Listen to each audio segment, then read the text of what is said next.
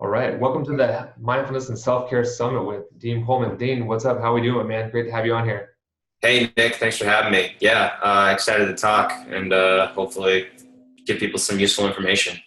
Yeah, absolutely. So Dean's the owner of Manflow Yoga, a pretty popular brand out there on YouTube, Facebook, Instagram. I know I've been following you personally for about 5 years. So pumped hmm that we can talk and discuss health and wellness and self-care for men specifically and yoga for men. Yeah. But yeah, I've been following you, man. I love your stuff, love your approach. And I don't know, why don't you kind of introduce yourself to us, tell us kind of how you got into yoga and maybe your unique backstory, and then we'll jump into self-care and yoga for Sure. men. Oh, Yeah, sure.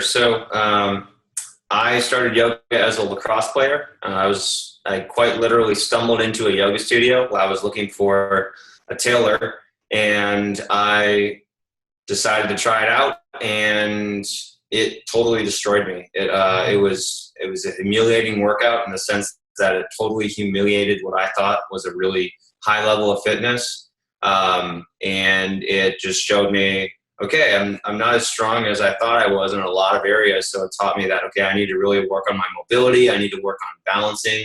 I need to work on doing these different types of movements that my body was unfamiliar with. And so that was what got me into yoga. As far as teaching goes, I wanted my lacrosse team to do it with me. So I was the conditioning coach at the time, and I would, take them through conditioning workouts, and then we would also do yoga. And, initially they were like, we're doing what? And then, I did it with them, and, they loved it. Almost everyone loved it. And yeah, so we just, that was how I started teaching. And I made a YouTube channel to be able to get the guys' videos to use, like over winter break. And the YouTube channel changed into a website eventually. The website evolved into a members area. And from there, I've published books, I've put out DVDs, and recently just started putting out yoga equipment. So yeah, that's kind of how it all started for me, and that's where it's evolved to now. nice, cool, love it. Yeah, I think maybe you and I have a similar background with that. I played college basketball, and I remember the first yoga class I took. I was like, this is horrible. Like Right. I can't touch my knees, and I thought I was such a fit athlete. I'm like, I'm actually pretty weak, and it's humbling. I Yeah. think is one of the words I remember. Yeah. It still is 10 years later, but cool to hear you coming through maybe kind of a similar portal of athletics first, and Yeah. then just Absolutely. whole new way of moving and approaching the body. Yeah, super cool. Right. Yeah, I think that as athletes too, we tend to have a different approach than yogis to fitness, because for a lot of yogis, yoga is their introduction into moving their body and being in touch with their body. So I don't know what your experience was initially, but it was kind of weird for me to for people trying to for yoga instructors framing this as like a spiritual experience. I'm like, I move my body all the time, I work out all the time, I play sports. Like, that's not a spiritual experience for me. That's just part of what I do with my body. So it's kind of interesting, like an athlete's perspective on yoga versus like someone who wasn't an athlete or didn't work out that much, Yeah. and whose first introduction to fitness is through yoga. So I don't know if you ever thought about that or you've noticed that, but that's just something that I see a lot. I've noticed that I think personal trainers and athletes know a lot more about the body than yoga teachers do in general. Actually, Oh, for sure. yogis, and I think people would be shocked to hear it. It's like I would put a personal trainer's knowledge about the body up against a yoga teacher's more often than not. I'm not saying it always, but the athlete's body is their home. Uh, and I got Yeah. it 24-hour fitness, and I was like, this is cool. I'm just rolling around, getting my abs strong, and then gradually it's like, oh, what else is out there? But yeah, first for sure, totally with you. Yeah. And and yoga instructors, there's so many other things to learn for yoga. Like, you have to learn all the yamas and the niyamas and all that other crap that I'm not going to use as whatever I do. But anyways, I don't use it, and that's not my thing. But like, yeah, you have to learn all that stuff, and all that other stuff that you learn to track some, what could be learned, what could be learned, spending time on learning about how your body works and how, and because when you actually go in, what yoga instructors do is teach yoga classes. Like, we're leading people through fitness classes, whether or not we want to call it fitness or not. But and if we don't understand, like, hey, this is how your body works and this is how this all fits together, then we're hopefully providing people with a great experience, but also we want to make sure that we're doing it in a way that's safe so they're not injuring themselves. And but anyways, sorry, little rant on yoga, but let's keep it on track. Tell me what you want to ask me. I love it.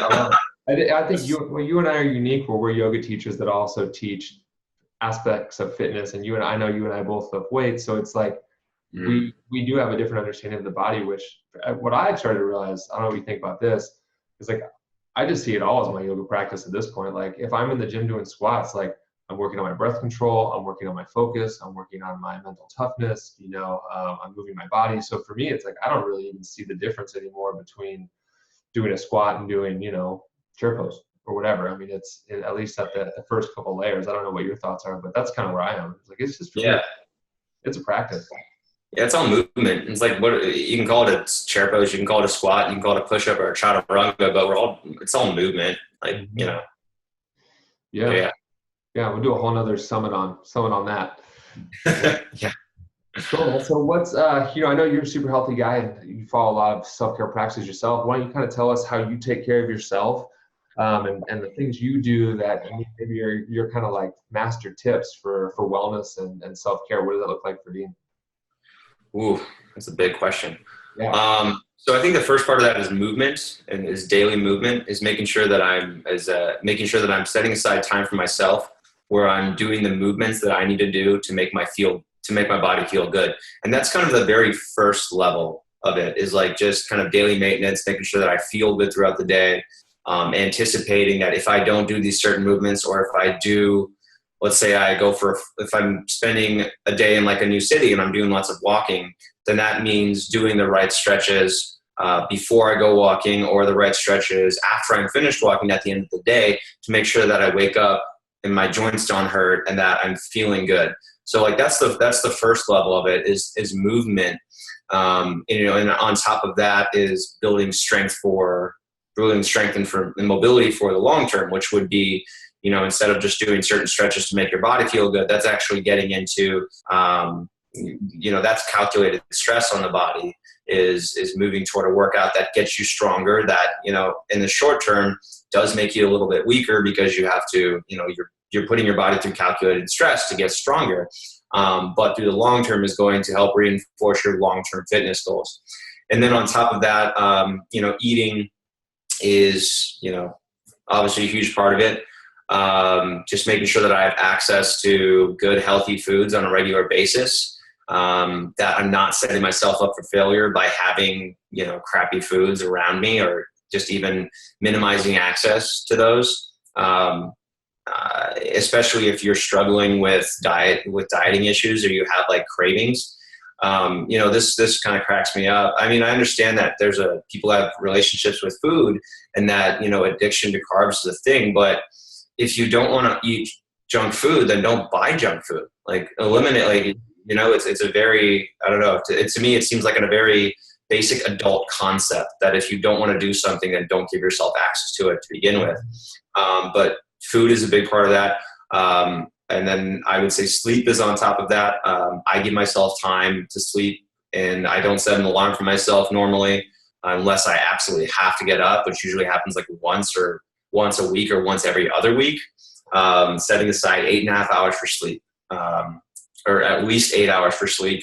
And if I'm working out a lot and training a lot, then I set aside 9.5 hours for sleep, which isn't that hard if you just go to bed early and turn the TV off. So, and part of the sleep thing is having a solid evening practice. So making sure that you're doing things in the evening that are conducive to stress relief. And that brings me to my next aspect of fitness, is stress relief. And that's making sure that you're meditating, that you're journaling, that you're, in that sense that you're practicing spirituality, in the sense that you're finding your place within the world and trying to make order within it. And so activities like meditation, going for walks, journaling, reading books that you enjoy that help you develop your sense of self. I think that's all really important, and it kind of fits into that stress relief and spirituality category for me.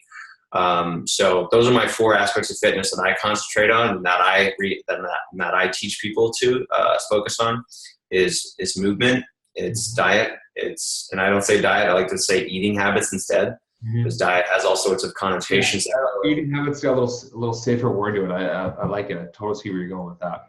Yeah. And then sleep and sleep habits and evening, and then finally stress relief. So those are the 4 areas that I concentrate on. Yeah, I love it. And I really like the piece about accessibility that you touched on. It's like I know for a fact if there's not a bottle of scotch in my house, I'm not going to go to the store, go buy a bottle of scotch, come home and pour myself a glass, right? But I know like if there's a nice bottle of scotch, it's like every night I'm going to be like, well, it's there. I have access to it. Why don't I just pour myself one, right? And then it's like what I noticed over time, then it becomes this like gradual habit, right? If I don't have it, it's like I notice I don't use it. I don't need it as much. I think that's really an interesting idea of just accessibility for whatever it is you're trying to change or have it have less control over you. Do you have anything else to add on that? I think that piece is just really, really safe. Yeah, I actually I didn't want to add on top because I didn't want to go into like too long of a rant. But when you start to minimize your access to something, you slowly minimize your need or your desire for something. So like for me now, I have no desire to eat sweets. Like I never get home and like, I want some ice cream. That just doesn't happen. Like there's never something in the refrigerator. Honestly, I eat sweets now to appear more normal. That's the only reason that I eat sweets. If I'm out in public and like someone is ordering dessert and they're like, is everyone getting dessert? I'll be like, fine, I'll have dessert because I don't want you all like making fun of me for being like fitness person. Like, or I'll have like a very, I just like, yeah, I don't like, it's weird. I don't know. I know at some point, if you are, if you're really, really serious about your health and you begin to notice what happens when you do unhealthy things, then there is no desire to do that unhealthy thing because it's associated with how you feel afterwards. Mm-hmm. So like for me, having ice cream means that, I'm going to have like a weird sugar rush. When I'm trying to go to sleep, I'm not going to sleep as well. And then I wake up the next morning and I have less energy. And so for me, I draw the correlation. Subconsciously, I draw that correlation. I've gotten to that point where I understand that this makes me feel like this. And so for me, like things that are unhealthy just don't have an appeal to them. Even drinking for me is much more of like I'm very serious about what I do and I'm serious about my life goals. In my business and my mission to help more men get into yoga and get stronger and relieve their aches and pains and be able to do what they want to do with their bodies for as long as possible.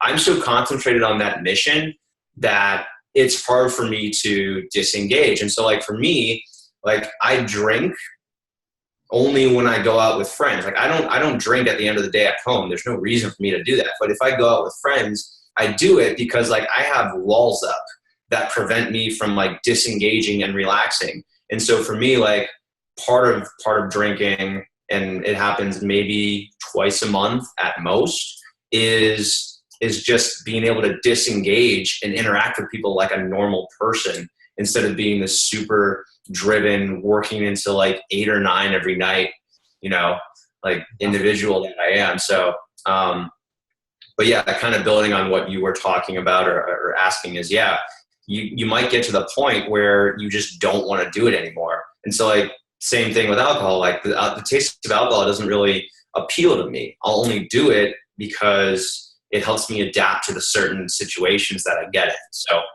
yeah. I haven't talked about this with anyone else yet, but I almost hear you talking about moving from self-care to self-mastery, where it's like, okay, I understand if I'm going to go out and have some cocktails, I understand that tomorrow that's going to have an effect on my health, my happiness, my ability to function. And it's like, I think it's important for all of us to understand too, that the way the way you and I feel today are really sums of the way we treated ourselves yesterday and the day before. Most people are like, oh, why do I feel like crap today? I ate something. Like, well, how'd you eat yesterday? How'd you sleep yesterday? How'd you move? Right. So I think if we even go bigger to self-mastery, it's like, yeah, and when I eat this, I need to understand what the outcome is going to be. And it doesn't mean I can't say I'm going to eat the sugar and I don't really care, because like we could do that, right? But to know yourself at a deeper level, and that takes time. That takes some work. But I think it's super cool to bring up that topic of like talking self-mastery now at this point of like, I could have that, but I don't want it because I know it's going to make me feel worse than actually having it. I think that's cool. I think that puts you more in the driver's seat of your own health and wellness, rather than just saying, I'm not going to have it because it's bad for me. What's your thoughts on that? I think that's what you need to work towards is recognizing that, the lifestyle, the healthy choices that you make, and frankly, the correct decisions that you make you're not doing them to punish yourself or to be a stoic. You're doing it because it reinforces your priorities, which are more important than short-term highs. Mm-hmm. Like, I just think that gosh, I don't want to say this in a way to offend anybody, so I'm trying not to, but I think that it's really important that we understand that you gain long-term fulfillment and happiness with your life when you focus on long-term goals and you avoid short-term highs. It's a balance between enjoying yourself in the present and doing things to set yourself up to make your life easier and more enjoyable. So what you do in the evening and the night before you go to, and in the evening and in the time leading up to bed, sets you up for having a good day in the morning, and eventually, when I was younger, not that I'm that old right now, but when I was younger, I was very much focused on, I partied a lot. I wouldn't say I was like an issue, but I was in college, or I was in my early 20s, and I liked to party and I liked to go out. And I would just, I would drink, and I would, again, it wasn't ever, I'm saying this like it's a problem. It was not a problem, I guess. It was more like, it was just what I did. And I went out and I was chasing short-term highs, and I was trying to get with this girl, or I was trying to, have an awesome night that I'd be able to tell stories about later on. And eventually I just got to the point where I'm like, this is just not fun anymore. This is not fulfilling me. I feel like something's missing from my life. Eventually now where I am now, my fiance and I will stay home, and we'll have a great night and a great day the next day, because we sit home and we relax and we talk, and maybe we watch something together. But then we wake up in the morning and we go and get coffee and we have breakfast tacos, and it's great. And so I think a lot of it is, again, kind of shifting your mindset, in the sense that we're not going after short-term highs anymore. We're not trying to, do something that's going to look really good on Instagram. We're living our lives in a way that fulfill our long-term priorities. And eventually, you might not be there yet, but eventually you'll get to the point where fulfilling your long-term priorities is something that's enjoyable in the present too. Yeah. But that is something that has to be learned and adapted to. So, it's interesting you bringing up like self-care or self-mastery though, because I don't know, I guess would self-care be like, I don't know if it's important to even define the two, but like, would self-care be more of like a Band-Aid, or more like, okay, let me undo the damage that I did, versus like self-mastery is like, I don't know, I guess I never thought of the two. Yeah, I mean, from what I've been interviewing everyone, I mean, self-care seems like our practices, the things we do, it's also in line with self-love. It's like, I'm taking care of myself.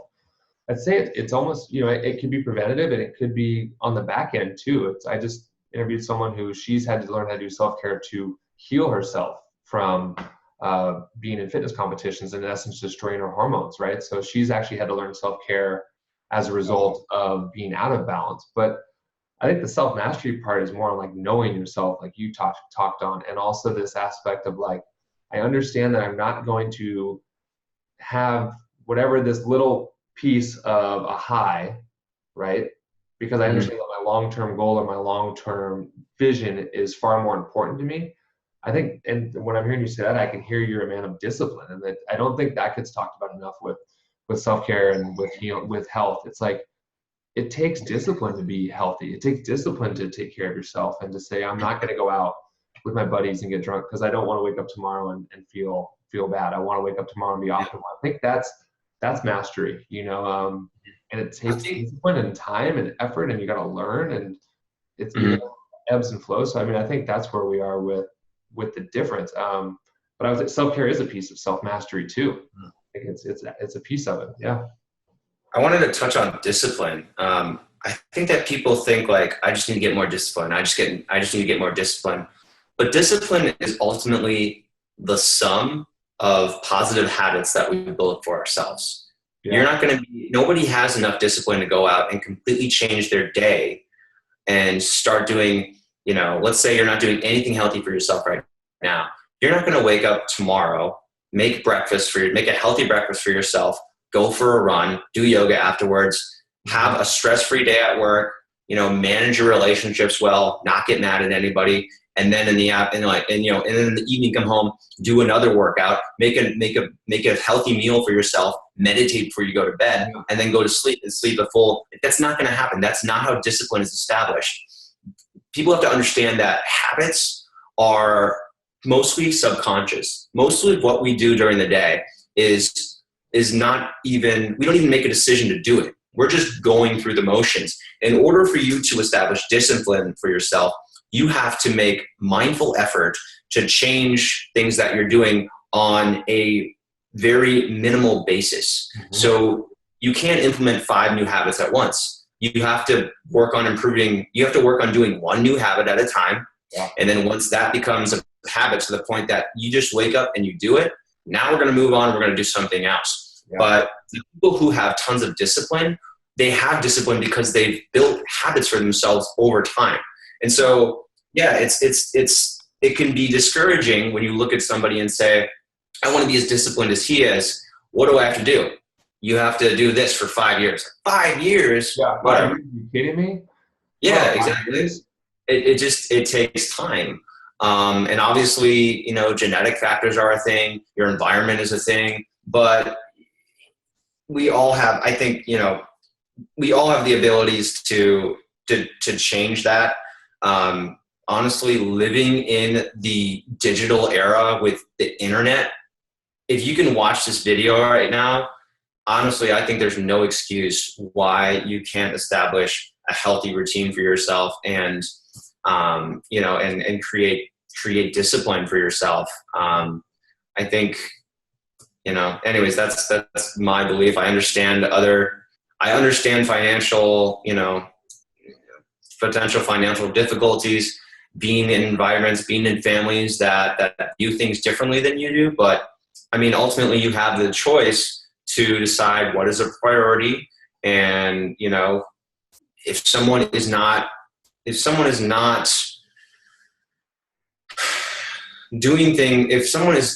interacting with you in a way that is conducive to your priorities, then you have the decision to say, this isn't working for me. This isn't reinforcing who I want to be as a person. We need to take a step back, or I need to set some boundaries. Yeah. So, yeah. And then, that's, when I hear when you start talking about choice, it's like, that's living from an empowered state of being, I'm deciding my reality more or less. I'm not living from habit. You talked about wake up in the morning, have breakfast, go for a run, do yoga. It's like, even by the time you got to number 3, someone listening is already like, oh, I'm out. Like, there's no way I could do all that, right? And I was doing a talk one time, and this woman said, she said, Nick, how do I meditate? How do I eat well? How do I go to yoga? How do I take care of myself? She's like, how do I do all of that? And I remember just being like, you don't.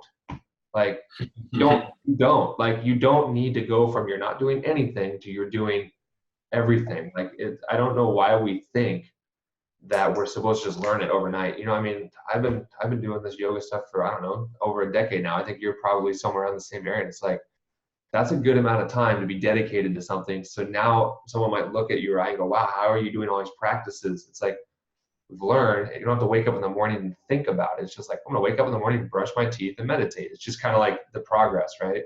And it takes less energy, but not at first. Not at first, it takes more energy just to even think about getting up to take care of yourself. So, yeah, I love that piece about, like, it's a process, and it's just how do you eat elephant? You know, one bite at a time. Just Right. get away. Same with ourselves. Yeah, I totally agree with that.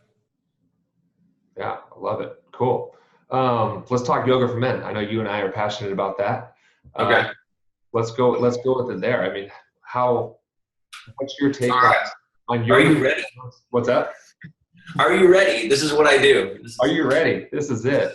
Yes, this is the thing. All right, so I wanted to create, first off, I recognize the need to create a yoga for men kind of brand, platform, whatever you want to call it, because there are millions of men who aren't doing yoga who could benefit from yoga but would not benefit or enjoy the traditional approach to yoga. Mm-hmm. There are a few reasons for this. Number one is anatomical, and just number one is anatomical and a reflection of the people who are going to yoga. 80% of people going to yoga are still women, maybe 75% at best. But over 3/4 of people who are going to yoga classes are women. Women have different bodies than men. They are more flexible in the hips. They use their hips and their core more. Men use their upper body more. They're tighter in their shoulders. They're tighter in their shoulders as a result, and they're tighter in their hips because they did not evolve to give birth. So the fact is that men and women have different bodies. Whether or not we want to admit that, men and women have different bodies. And they also have, aside from that, there are cultural differences between men, women, and men. Men want to get, right? Most men want to get ripped. They want to get muscly. They want to get big. They want to show that they can, from a biological standpoint, we want to show that we can protect our mates, right? That's what men want to do. Women, more so in their fitness goals, are going after a different set of goals. And I don't want to say anything because I recognize that not all fitness goals for women are the same, but we can generalize and say that women's and men's fitness goals are different. That means that we need workouts that address those desires for differences.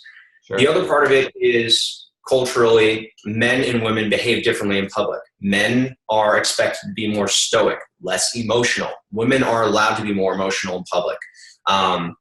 Rather than attempt to change this popular culture that exists, my thought was, okay, look, men are not going to want to be emotional in public. Men don't want to go to yoga class and hear about how the moon is affecting their behavior or their emotions in this particular setting for the most part. And that was and those generalizations that I'm making right now are largely my experience when I did yoga. And I know, and I'm saying that it was my experience and that was a generalization because I'm not special. I know that there are men like me. So my thought was, okay, this is a really great workout, but right now it's for women. It needs to be, if guys are going to do this, we need to do this in a way that appeals to guys. And so what I did was I basically looked at all that, and I looked at, these conclusions and generalizations and information, I gathered over time, and eventually I developed that into what I do with Manflow Yoga now, which is a brand of fitness that's focused purely on, a brand of yoga that's purely focused on the fitness aspects of yoga. It's one that reflects the limited mobility of the modern man. Even if, yoga is, all the movements can be the same, right? The proper way of doing it for a man is also the proper way of doing it for a woman. But the thing is that most men don't have the flexibility that a woman does. And so trying to get a man to do the positions like a down dog or a warrior two the same way that a woman does is going to either put the guy in a really awkward, unsafe position. Well, that's what it's going to do. It's going to put a guy in an awkward, unsafe position that makes him feel discouraged to do yoga. And so, my whole thing was, let's make yoga more approachable by men. And that's kind of a summary of what it is so far. Yeah. I mean, something I've seen with my teaching experiences for men, like one is as big muscular guys like we are, it's like Hips, oh my God, forget about it. I think a lot of guys I've seen, they go to class and they don't want to feel embarrassed to be in a yoga studio and be the unflexible guy and be around a bunch of women and look around and go, wow, like I look really bad right now. Yeah, I mean, the last thing that a guy wants to do in front of a group of women is something he doesn't know how to do very well. Yeah. So I've noticed like in my teaching practice, 80% female, just like you said, on the group side, but then on my private side, that's where I notice more of the men come to me and they go, Nick, like I want to come to you first and I want to learn how to do yoga poses so that I then feel like I could go into a yoga studio. What's your take, or have you had that experience with your students and your clientele? I mean, yeah. So like my online members area is most of what I do now. I don't do a ton of personal training anymore, but we've got thousands of guys all over the US, Canada, Europe, and those guys are doing yoga online because they don't want to go to a yoga studio. A lot of them don't want to go to a yoga studio. A lot of them don't want to practice something in front of somebody else until they've been able to kind of, work it out for themselves in private. So, there are the men not wanting to go to a yoga studio. Just like gym intimidation, yoga is really intimidating. If you don't know how to do it, sure. The female aspect of it, doing something that is, that you don't practice at all. It's intimidating. And so, a lot of what I try to do is make it less intimidating. For example, I'll use images that show me or other guys doing poses that a guy will look at and say, oh, I think I can do that. Yeah. And that's something I think I want to do, rather than showing someone like, here's an advanced pigeon pose where you like lay your head down on your shin, like something that, or this really huge, or like a really uncomfortable looking back bending, like scorpion like pose. Sure. So a lot of it is just changing up the imagery. And making it something that guys look at and say like, okay, I think I can do that. And I also would like to see myself doing that. Yeah. You touched on a really cool word that I don't think most people would know guys are going through. It's intimidation. That I don't think a lot of people think that guys are going to a yoga class or yoga studio and feeling intimidated to be in there. I know that's true from what I've heard from male students for years. Like that's why I don't go. Like I feel intimidated, and I think a lot of women would be surprised that as men, we're intimidated to go into a yoga studio. Anything to add on that? I mean, yeah, I think we touched on it, but men are intimidated because they don't want to do something in public that they're not good at, that they haven't tried yet. They don't want to do something in front of predominantly women that they're not good at. And the other aspect of it is, honestly, a lot of guys are scared of being the creepy guy in the room. Like, even if they're just there to do a yoga class. Like, I know that, like, when I used to go to yoga classes, sometimes I would, like, set up by myself because I'm like, I don't want to be like, or I act differently at a yoga class than I would somewhere else. I'm not as talkative as I might be somewhere else because I don't want to be seen as like, oh, that guy's just here to hit on girls. So there is that aspect of it too. Yeah, totally. I've been there myself. I know exactly what you're talking about. It's like, or even, when I'm doing hands-on adjustments in group class, there's like, I'm not going to give the same adjustments I would give you a different adjustment than I would give to a female at this point. Right. Or I would just cause like, it was like, I don't want to cross a line. I don't want to feel that, especially in today's culture, it's like, there's that piece of like, it's not, it's just different now. Which I think is a good thing. You gotta be careful. I think it's really interesting conversation, even a bigger one on the male teacher side too, of representing that it's okay to be a masculine guy and a guy that's into yoga at the same time. I think that's really cool and something we can maybe touch on too. What are your thoughts on that? Yeah, I think, a lot of what I do is having conversations with people and saying like, no, like I do yoga, but I also lift weights and, I don't look like a typical yoga instructor, and no, I'm actually not gay, even though I do yoga. And so you do feel at times like that you have to overcompensate, that you feel like you have to prove your masculinity because like yoga is like on the feminine side. So you have to like make it up with something, like, oh yeah, I did yoga, but then I went out back and chopped a bunch of wood for my family for the winter. Like, whatever. But I think it's a lot different than it was a few years ago. Back when I started Manful Yoga and when I started doing yoga in like the early 2010s, it was way different. There was a totally different stigma surrounding yoga, and now when I talk with people about yoga, it's not so much, oh, you do yoga. It's more like, oh, I don't do yoga because I can't touch my toes. Cue the whole speech about like, well, cool. I don't do yoga because I'm not flexible. It's like, oh man, come on, don't hit me with that one. That's the best. Yeah, seriously. It's like, okay, so like you don't lift weights then because you're not strong? Like what? But yeah, so I think that's a big part of it.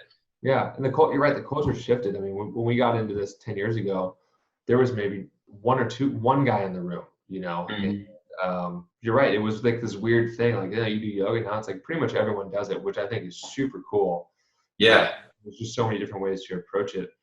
I mean, it's cool. It's awesome to see it growing. It's awesome to see it evolving. Yeah.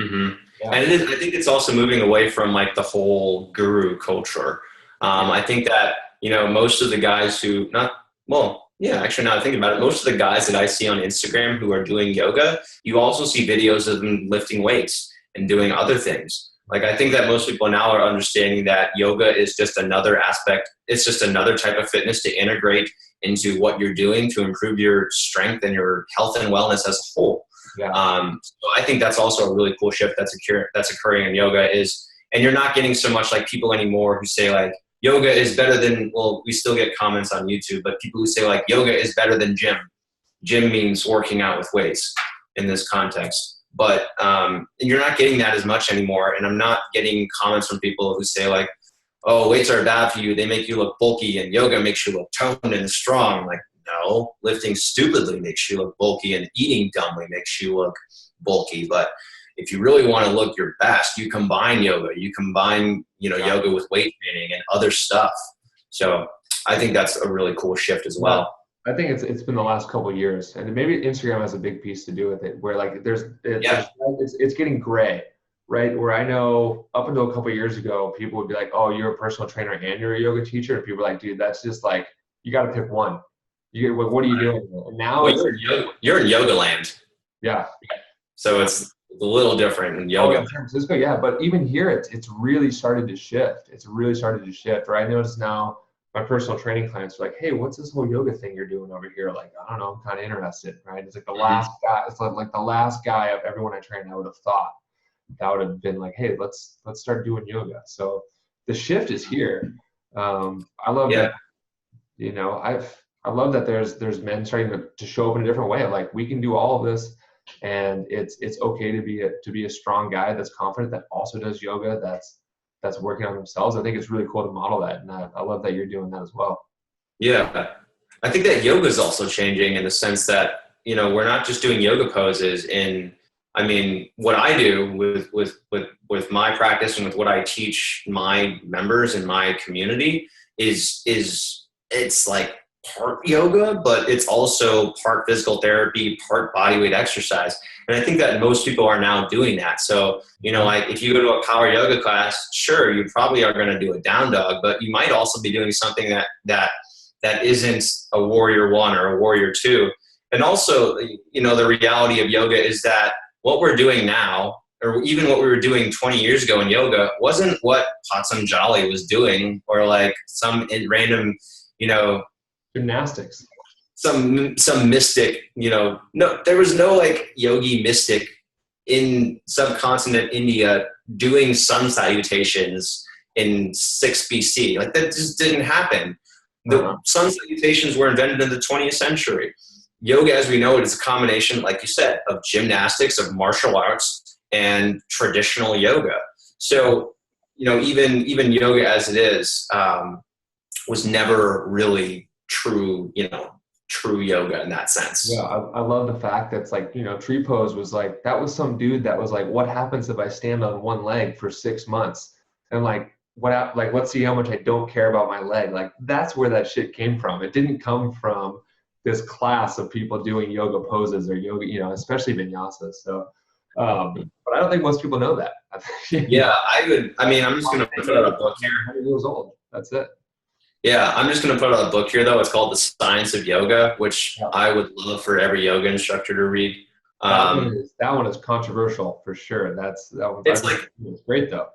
it's all facts. I don't know how I don't know how it's controversial. It says like, hey, yoga is really good for you, but also, these yoga gurus were making assumptions. They didn't actually none of these are actually fair assessments or like assessments that have empirical data behind them. These are just things that he was saying. And sure, we can say that like, hey, doing this pose will clean out your liver and whatever, but like, indirectly, sure, it can help, but is it like a direct cause? No. The way that you're saying it, your body does not work like that. Yeah. So I'm glad that we're moving away from guru culture and we're moving into, hey, let's combine this with this and let's make sure like what's the actual data here. So Yeah. I Love that. great. Love that. Let me ask you one more question because I get this a lot. I think people probably assume you and I do hours and hours of yoga asana every day. I mean, I know for me, it sounds more like you, where I'm like, okay, what pose do I need?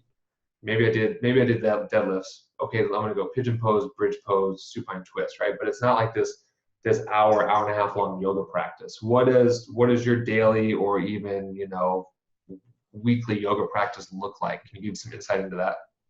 I'll do anywhere from 15 to 90 minutes of yoga a day. And that 90 minutes is the long end. And that's usually, I will only do that if I have to do, like, I don't teach that many classes. I don't teach any classes anymore. But I still do probably like 5 to 10, at most 10, one-on-one sessions per week. So, a 90 minutes will be on the very long end. And that will be because I had someone to work with or because I was filming an extra video. But for me, like if I didn't have to do that, 30 minutes would be plenty. 30 minutes in the sense that, and this is actually, I will say 100 minutes a week is what I think you should be doing for yoga.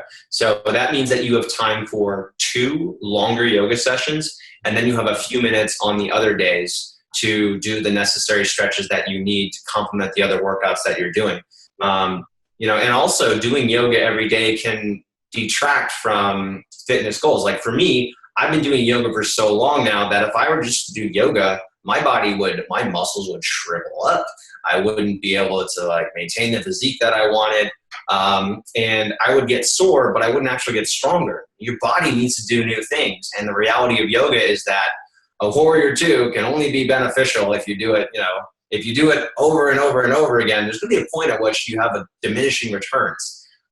So it's important that you explore different aspects of the poses and also integrate them with other exercises. But yeah, long story short, I'll do like 100 minutes of yoga a week. Yeah, I think that's super important for people to hear that are watching. Like, you don't need to be doing yoga every damn day, or it at least doesn't need to look like an hour-long vinyasa class. Even, you kind of touched on it, using yoga poses smartly, intelligently. Like, what pose do I need today? Oh my God, right? Twist. I don't need to do 10 poses to get there. Maybe it's just 1 or 2. I think that probably doesn't get talked about enough either as well. And I think that's a bigger conversation, but I love that insight too of what do you need? What are you doing if you're running? Yeah, stretch your calves, Right. Yeah, and I just went traveling and I was in Mexico City and I was having some digestive issues and I was like, okay, well, I know what I need to do. So I spent, 15 minutes doing the necessary stretches. And then after that, I felt better. And, so by practicing yoga and doing it, immersing yourself in it, maybe initially doing 4 or 5 classes a week, or whatever it is. But eventually, you do get to this point where you're like, you understand what your body needs and you're able to do it and you're able to do it more efficiently with fewer poses. So, yeah. Which I think that's like, sign me up. Wait, I get more done in less time. Like, I don't want to go drive a half hour to the yoga studio, take an hour and a half class, come home. And it's like, now it's 9 o'clock at night, when maybe if I was smarter in my movement, I could do that in all 30 minutes. I think that's an amazing tip for people to start to explore. And it's out there. The info's out there. You just got to look for it. Yeah, that's what I do. How do we find your stuff, Dean? Like, what's your website? What's maybe like any kind of offers you have, or what do you got going for people to reach out? Yeah, sure. So my website is manfulyoga.com. That's where I have all of my training programs, my members area.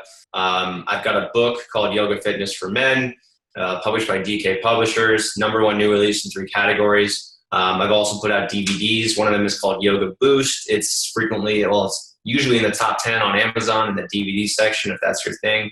But the best way to, if you're interested in a program or my workouts, the best way to get started is through my members area, through one of my training programs, and that's at manfulyoga.com. And then I am on social media, Instagram, YouTube, and Facebook. And yeah, I think that's pretty much it. I do have the offer. So if you sign up for my wait list for my members area, you will receive a 50% coupon for any of my workout programs. Okay. So I'll give you the link for that.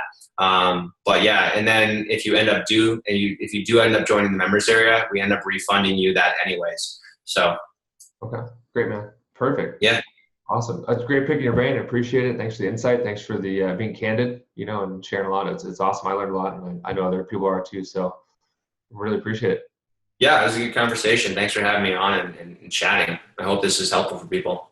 Absolutely. Cool. All right, Dean. Thanks, man. Yeah. See ya.